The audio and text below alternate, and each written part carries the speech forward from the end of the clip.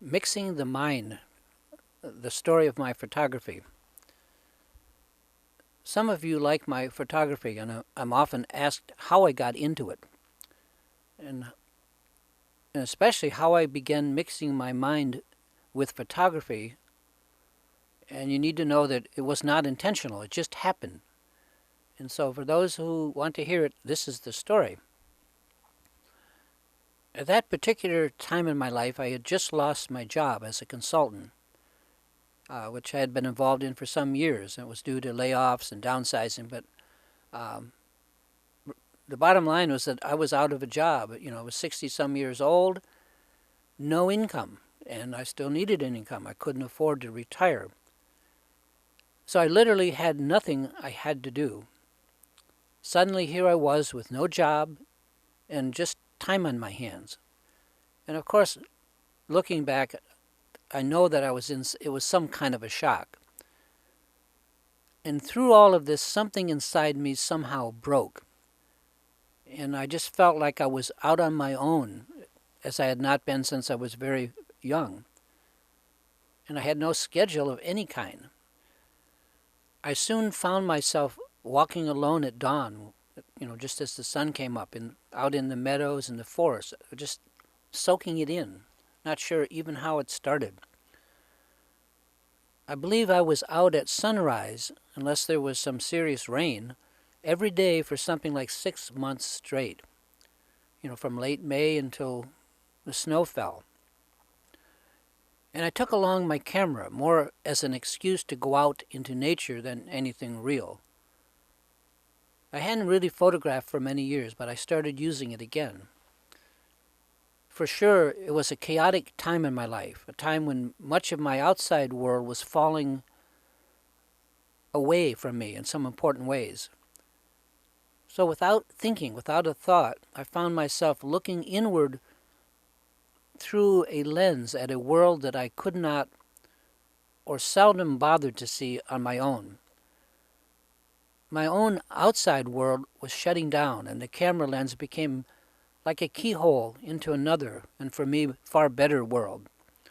As I mentioned, I looked without thinking, and I looked a lot. I've always loved nature, and I know a lot about critters of all sizes, so pretty soon I was doing close-up and then macro photography work. And that took real time and patience. Without meaning to, I was out there crawling in the wet grass at dawn, soaking wet, focusing and concentrating with extreme precision for long periods of time, waiting for the light, or waiting for the wind to die down. I was soon spending hours each day like this. Only, unlike my meditation practice, I had no mental baggage. I had no hopes or fears, no arrogance or expectations, and no spiritual agenda of any kind. And certainly I had no work ties to distract me. As I mentioned, I had no work. My family, I'm sure, was worried about me, but aside from giving me the odd look, they more or less just left me alone. They must have known that I was suffering. I was just totally there in the moment because I had nothing else to do, nowhere else to be, and really no attachments. And perhaps best of all, I had no agenda whatsoever. I could feel that I was changing, but for a very long time I didn't know what those changes were. All of the meditation texts and the legendary Dharma sources, they speak about seeking out a place of solitude to practice. Since I live in a town, there was not much of that kind of solitude around. There were no mountain peaks and no caves. But I soon learned that solitude is not measured only by distance from people and cities. It can be measured whenever we lose our attachments to this world. I had not voluntarily done this, but when my job vanished, I was plunged into a kind of solitude that I'd never known. I might as well have been on some mountain peak because there was no consolation from friends and family that I would allow. I could have been in a hidden cave. That's how cut off I felt at the time. Yet I didn't think of this as being, quote, in solitude, unquote, and certainly did not welcome it, but it just naturally happened. It happened anyway, and suddenly there I was, all by myself. Of course, now, in hindsight, this was a good thing, but at the time, I just felt totally on my own, and it was very uncomfortable, to say the least. Now, the photography thing is going to be a little more difficult to explain because what happened is subtle. I soon found that I was not concerned with the results, i.e. the photographs that I was taking, but rather with the process of focus and concentration that I had to go through in order to take the photos. And this is a key understanding. I even joined some lens and photo gear sites on the web and found out that my not being concerned with the resulting photos, but rather with the process of photography, made me quite, or maybe even very different from other photographers. And they did not grasp what I was doing. At least that's how I looked at it. So what was I doing? What I was doing, in hindsight, was learning meditation very easily, rather than with great difficulty as I had been doing for 30 years or so. And I didn't even know that this was what I was doing. I was that engrossed in the whole process of macro and close-up photography. As mentioned, I wasn't that interested in the resulting photos because it was the process of taking those photos that was the meditation. And it was in that process, the process of photographing, that I found peace of mind and clarity. It was the many, many hours of setting up the camera and tripod, photographing the subject, waiting for the light, waiting for the wind to die down, and so on. I had somewhere, way back then, bought into the idea that meditation was somehow supposed to be, quote, spiritual, unquote, whatever that meant. And my spiritual fears and expectations, or whatever, had managed to cloud up the very practical nature of learning meditation. There's nothing spiritual about meditation, if by spiritual we mean otherworldly or somehow on another plane.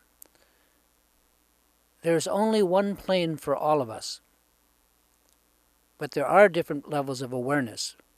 After all, the word Buddha simply means awareness, or the one who is aware.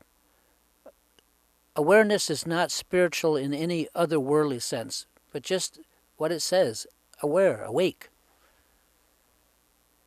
So I was finding liberation by looking through a lens, peering into tiny worlds of perfection that cannot be seen with the naked eye.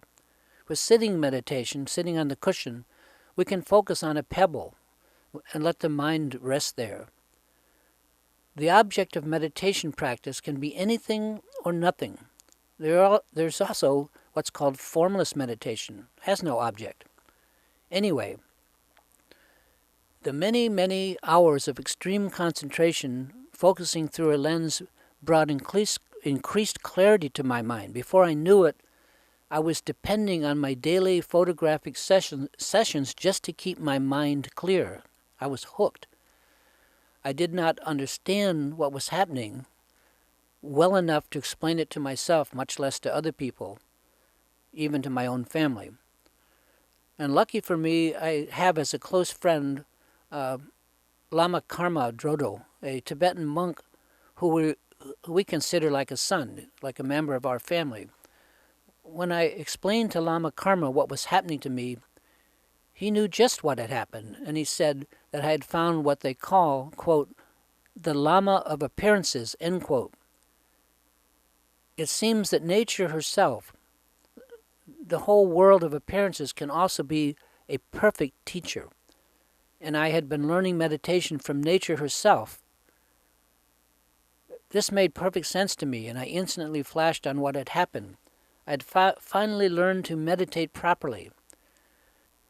It's a little more complex than this, but this will have to do for now. I actually wrote 2 books for those who want a blow-by-blow description of each step, and they can be found at dharmagrooves.com, dharmagrooves.com, and their titles are The Lama of Appearances, and the other book is Experiences with Mahamudra. Now, I'm going to continue on with how I got involved with the photography. Just to be clear, at the time, during all this time, I was not taking just single photos. I became somewhat expert in a technique called focus stacking. Actually, I ended up writing a few books and scores of articles and posts on the topic. Focus stacking is an extremely tedious technique where multiple photos are taken of a single object, like a bug or a leaf.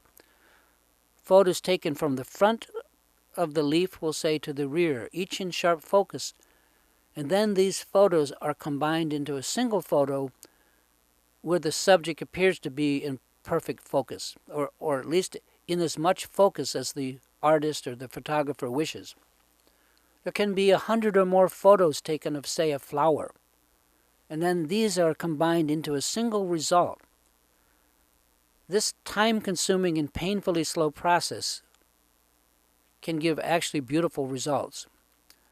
And speaking of results, although I concentrated on the process of photographing and not on my resulting photos, my photos did gradually get better and better. Eventually, I was even invited to be the mentor of the close-up macro forum for a site called nikongear.com. This is a site consisting mostly of professional photographers, and perhaps I consider it maybe the most useful lens site on the internet. Now, the long and short of my story is that perhaps serendipitously, I had created the right conditions to learn meditation properly. My mind was clear of any expectations of hope. I was not, quote-unquote, trying to meditate, as I had for many years, with all the mental baggage that brings. Instead, I was simply concentrating my focus on an object wholeheartedly.